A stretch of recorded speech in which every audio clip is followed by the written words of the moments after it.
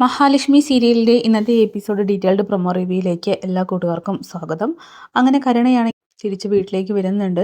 കരുണയ്ക്ക് മുന്നിലിരുന്ന് തന്നെ മഞ്ജുവും കണ്ണനും മഹിയും ചേർന്ന് കുഞ്ഞിനെ ലാളിക്കുകയാണ്. ഈ സമയം അതൊന്നും കണ്ട് സഹിക്കാനാവാതെ കരുണയാണെങ്കിൽ താഴത്തേക്ക് ഇറങ്ങി വരുമ്പോൾ അവരുടെ മുന്നിൽ തൻ്റെ ദേഷ്യം കാണിക്കാനായിട്ട് കഴിയില്ലല്ലോ. അതുകൊണ്ട് തന്നെ മഞ്ജുവിൻ്റെ മടിയിലിരിക്കുന്ന കുഞ്ഞിനെ താനൊന്ന് എടുത്തോട്ടെ എന്നിങ്ങനെ കരുണ ചോദിക്കുകയാണ്. കാരണം അന്ന് ലേഖേച്ചിയുടെ വീട്ടിലേക്ക് വന്നപ്പോൾ എടുക്കാനായിട്ട് പറ്റിയില്ല. എടുത്തോട്ടെ എന്ന് ചോദിക്കുമ്പോൾ എടുത്തോ എന്നിങ്ങനെ മഹാലക്ഷ്മിയും കണ്ണനും പറയുമ്പോൾ ഇത് കേട്ട് മഞ്ജു പറയുന്നുണ്ട്, എന്നിട്ട് വേണം കുഞ്ഞിനെ അവൾ താഴെ ഇടാനായിട്ടും, നിങ്ങൾക്കൊന്നും യാതൊരു വിധത്തിലുള്ള ബുദ്ധിയില്ലെന്ന് പറഞ്ഞുകൊണ്ട് കുഞ്ഞുമായിട്ട് മഞ്ജു ആണെങ്കിൽ അങ്ങോട്ട് പോവുകയാണ്. ശേഷം കരുണയാണെങ്കിൽ കണ്ണൻ്റെയും മഹിയുടെയും മുന്നിൽ സങ്കടം അഭിനയിക്കുന്നുണ്ട്.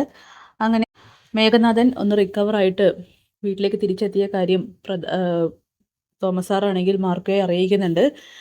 അവൻ ജീവിതത്തിലേക്ക് തിരിച്ചു വരുന്നത് വലിയൊരു ആപത്താണ് എന്നുള്ള കാര്യം അറിഞ്ഞു വെച്ചുകൊണ്ട് തന്നെ മാർക്കോയാണെങ്കിൽ മേഘൻ്റെ വീട്ടിലേക്ക് അടിച്ചു കയറി വരുന്നുണ്ട്. സ്വാതിയാണ് വാതിൽ തുറക്കുന്നത്. മാർക്കോയെ കണ്ട ഉടൻ സ്വാതിയാണെങ്കിൽ ആകെ പേടിച്ചു പോകുന്നു. അങ്ങനെ മേഘൻ്റെ റൂമിലേക്കാണ് ഇരച്ചു കയറി വരുന്നത്.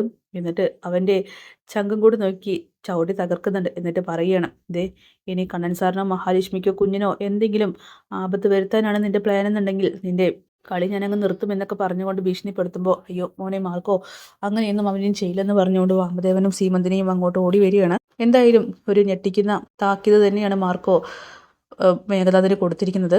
ശേഷം പ്രതാപനാണെങ്കിൽ ജാനമ്മയെ കാണാനായിട്ട് അവരുടെ വീട്ടിലേക്ക് വരുന്നുണ്ട്. എന്തായാലും പ്രതാപൻ അവരെ ഭീഷണിപ്പെടുത്തി കാര്യങ്ങൾ നേടിയെടുക്കാൻ തന്നെ തീരുമാനിക്കുന്നു.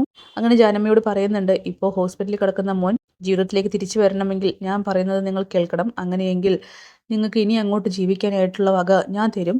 അത് എൻ്റെ വാക്കാണെന്നൊക്കെ പറഞ്ഞുകൊണ്ട് പ്രതാപനാണെങ്കിൽ ജാനമ്മയെ വീണ്ടും ആശയക്കുഴപ്പത്തിലേക്ക് ആക്കുന്നുണ്ട്. അപ്പോൾ അതൊക്കെ കാണിച്ചുകൊണ്ടാണ് പ്രൊമോ അവസാനിക്കുന്നത്. കാത്തിരിക്കാം ഇന്നത്തെ കിടിലൻ എപ്പിസോഡിനായിട്ട്. ബൈ.